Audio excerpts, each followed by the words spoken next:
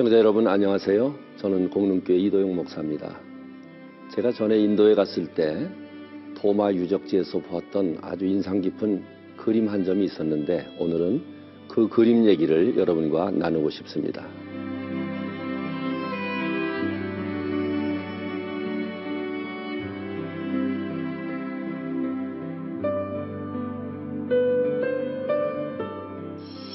요한복음 20장 24절 29절에 보면 도마가 부활하신 예수님을 만나서 믿음을 갖게 되는 이야기가 나옵니다. 예수님은 무덤에 묻힌 지 3일 만에 부활하셔서 제자들에게 나타나셨습니다. 그러나 마침 그 자리에 없었던 도마는 도저히 믿을 수가 없었습니다. 내 손으로 예수님의 상처를 만져보기 전에는 절대로 믿을 수 없다고 말했습니다. 부활하신 지 8일째 되던 날 예수님께서 그 도마에게 나타나셨습니다. 내 손가락을 내밀어 내 손과 내 옆구리에 넣어보라. 그리고 믿음 없는 자가 되지 말고 믿는 자가 되라. 결국 도마는 무릎을 꿇었고 예수님을 나의 주님, 나의 하나님이라 고백하게 되었습니다.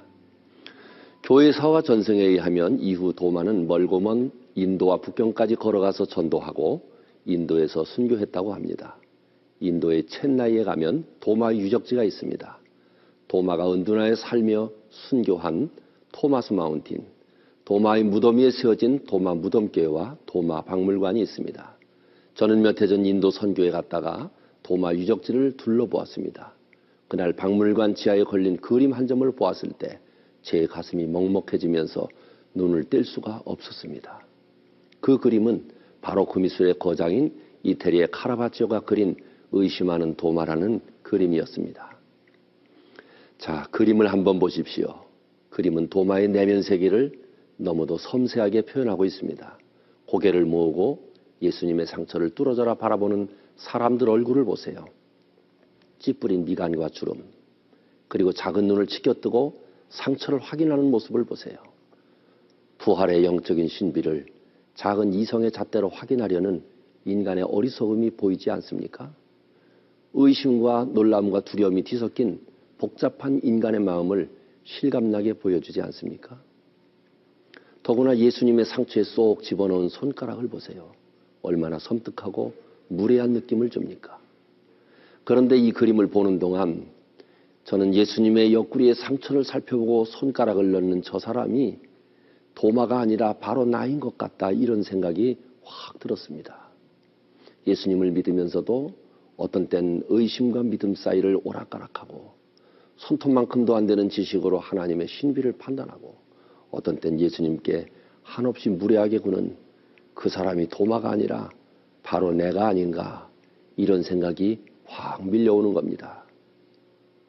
저는 미술에 별로 조예도 없습니다. 또 저는 장로교 목사로서 지금까지 성화나 성상을 역사적 유물 이상으로 생각해 본 적도 없었어요.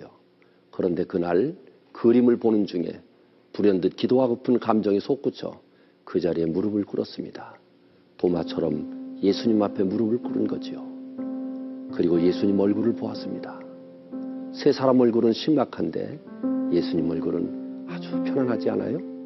부활하신 예수님께서 제자들에게 말씀하시기를 평강이 있을지어다 하셨던 그 분위기가 그림에서 느껴지지 않아요?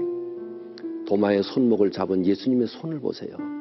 마치 상처에 손가락을 넣어보라고 끌어당기는 것 같지 않아요? 네 손가락을 넣어보고 믿음 없는 자가 되지 말고 믿는 자가 되라, 이렇게 말씀하시는 것 같지 않아요?